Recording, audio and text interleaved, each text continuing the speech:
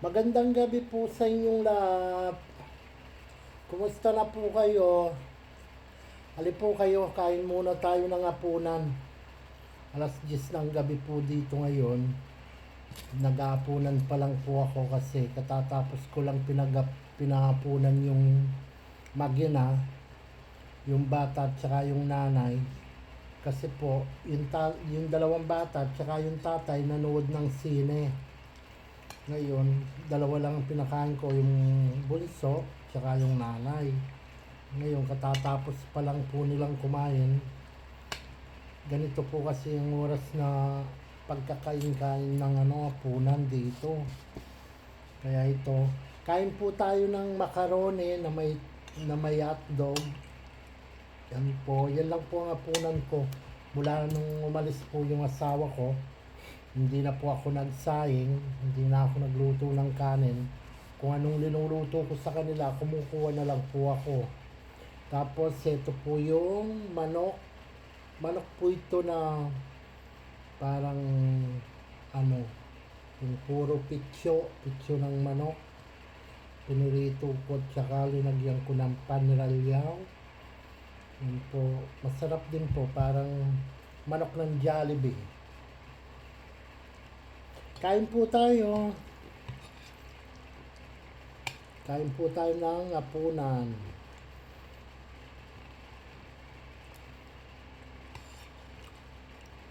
Webis po.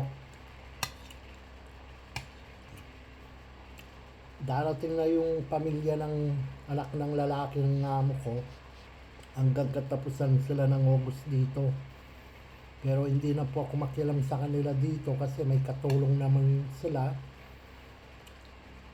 May katulong naman po sila, kaya ako talaga dun lang ako sa baba sa trabaho ng asawa ko. Sila bahala sila dito,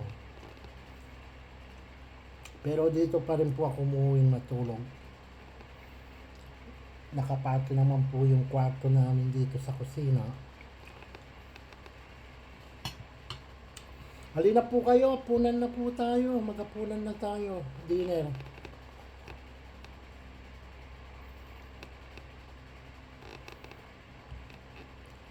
Pag mag-isa lang po kasi, nakakatamad magapunan, nakakatamad kumain.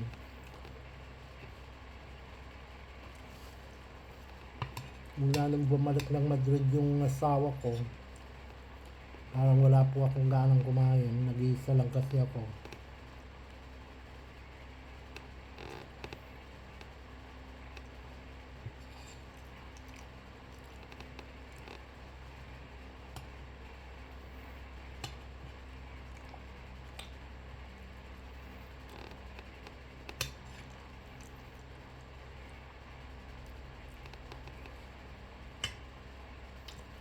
Sabayan niyo po ako kumain.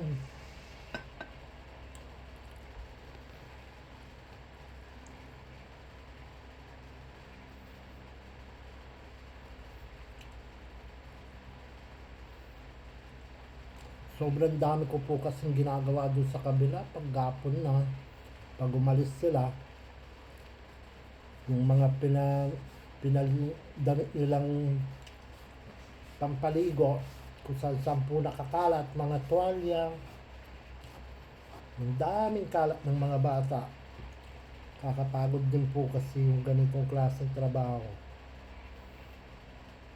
Nakakalata.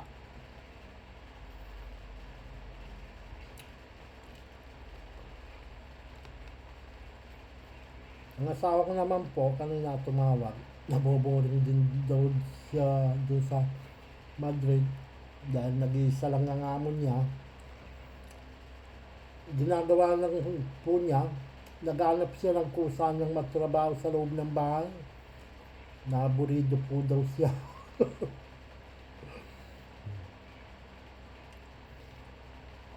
Ako naman,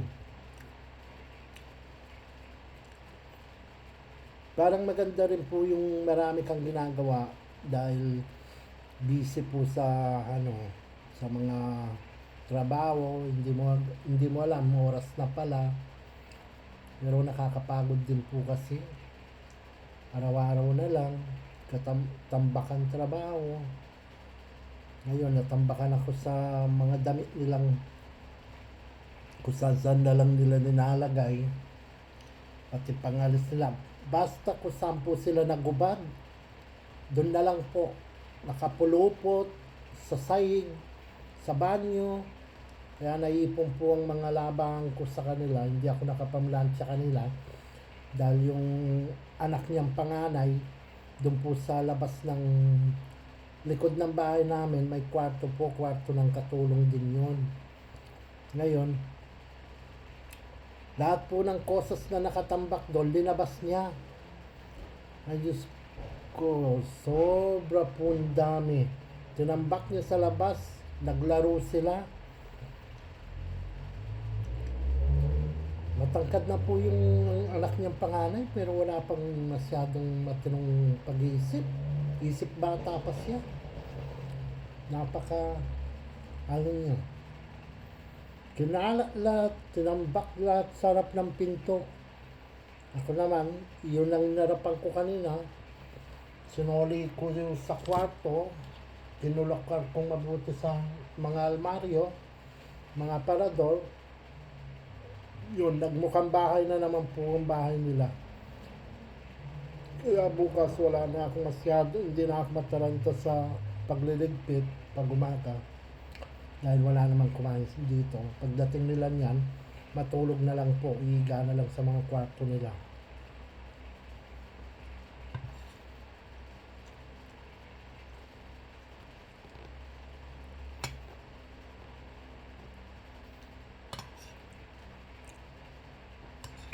Kung napapansin nyo po, gabi na lang, nakasombrero pa ako. Kung hindi ako magsombrero, baka makita nyo ang mapa ng, mapa ng Madrid.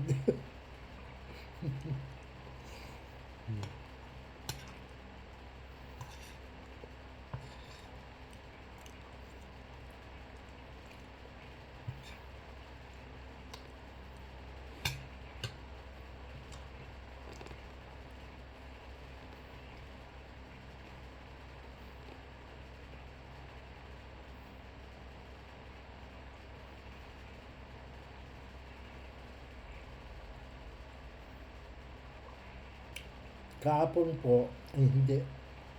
Nung nakalipas na araw, siyempre ako lang mag-isa dito sa bahay dito. Pero labas po ng kusina yung kwarto namin. Napanaginipan ko po madaling araw yung senior ko. Hindi naman po ako natakot kasi talagang sa panaginip ko, buhay na buhay po siya. Nasa Madrid daw kami, sa bahay niya. Ngayon, nung pagkagising ko po, siyempre ako lang mag-isa dito sa kwarto. Hindi naman po ako natakot. Tumayo pa nga po ako, nag-CR ako. Kasi alam ko ako lang mag-isa dito. Tapos po, maya-maya, nakatulog na po ako siguro. Bandang mag-alas 5 na yun. E alas 8 pa po yung gising ko kasi. Nakatulog po ako ulit. Ngayon, nung umaga na, maligo ako para pumunta na doon sa kabila. Pagpasok ko po sa loob, alam nyo, siyempre, kasi po yung mga bintana namin sa loob, lahat may screen. Wala naman pong makakapasok, nilangaw, walang makakapasok eh. Pinagtatakan ko po, yung pinakapintuan ng entrada namin, kasi nakalagay yung susi, buksan ko po, bago ko po binuksan yung pinakapinto, ay lumipad po yung malaking paru-paro sa loob ng bahay. Hindi ko alam kung anong gawin ko. Nagano siya sa sa likuran ko. Ang laki po siguro. Kalahati ng palad ko.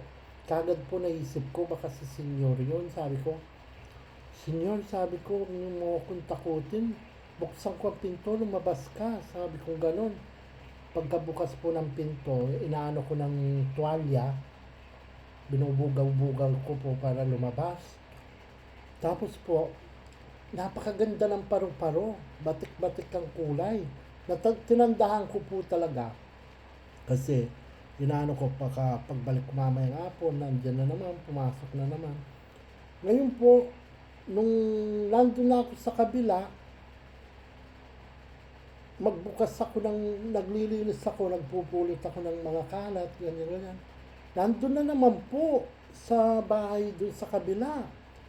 Sabi ko, sabi ko sa isip ko, talagang si Senyor siguro ito. Sabi ko, kinakausap ko po hanggat lumilipad siya. Gusto niyang pumasok po sa bahay kasi yung pintuan dun sa kabila, salamin din.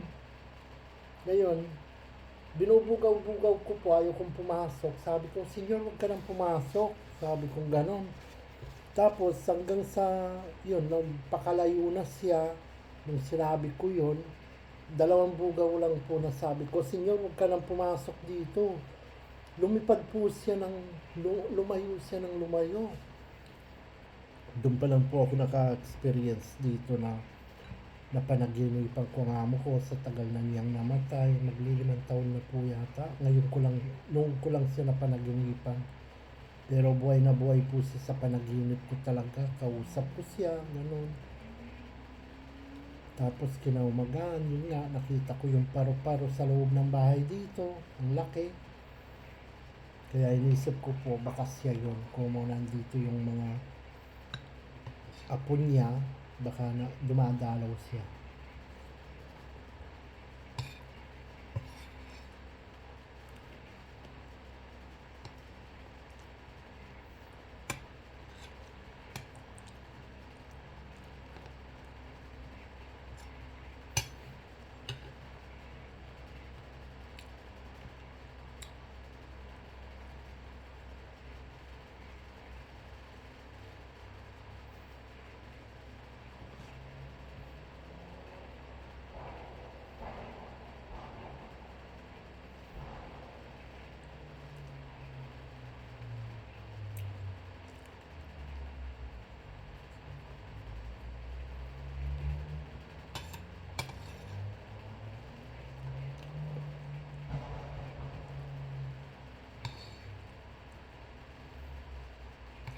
Pag wala ka naman pong ginagawa dito sa trabaho namin, mas lalong boring. Nga minsan, nawawala na lang yung pagka-boring ko sa trabaho. Sa dami ng trabaho ko pag umaga, pag hapon.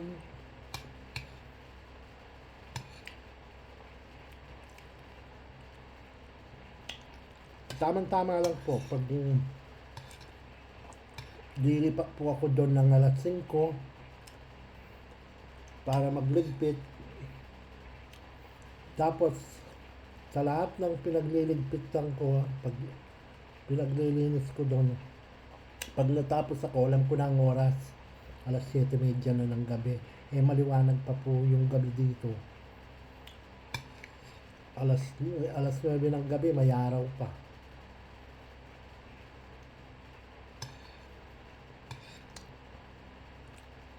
Hindi ko po namamalayan, no? Nauubos ko na yung pagkain ko.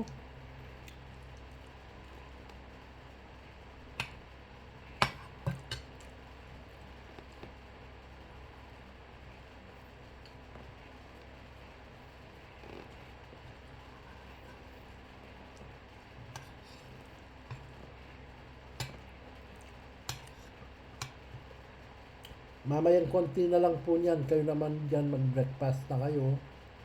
Maaga na.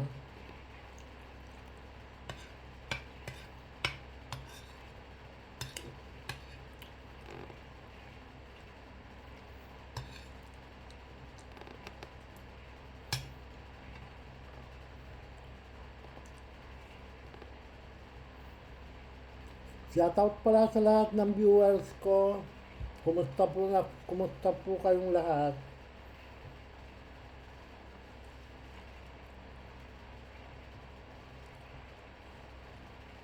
Pagkagising nyo po sa umaga dyan, almusal na kayo, breakfast na kayo.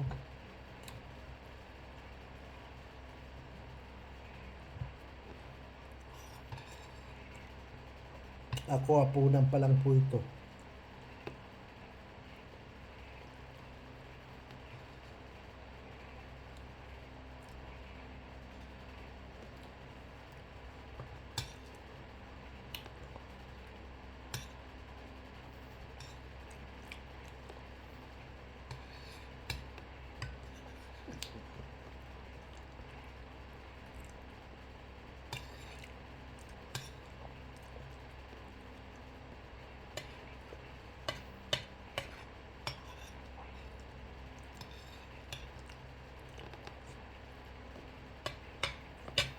Hindi ko po maubos. Dami.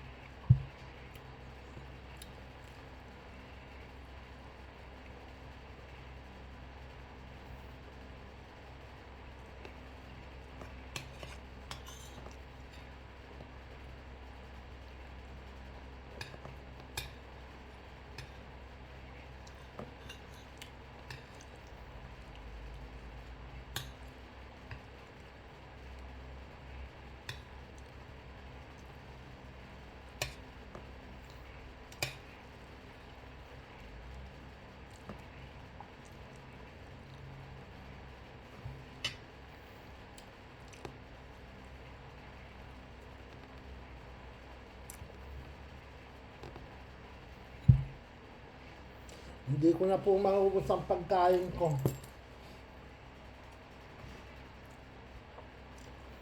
Kaya ganito po ang ano ko. Kasi napakalakas kong uminom ng malamig paggabi. Yung baso ko, garapon.